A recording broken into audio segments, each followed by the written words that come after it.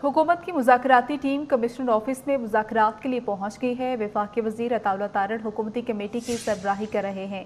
इसी पर मज़ीद तफसीलात जानेंगे इरशाद कुरैशी से। इरशाद बताएगा।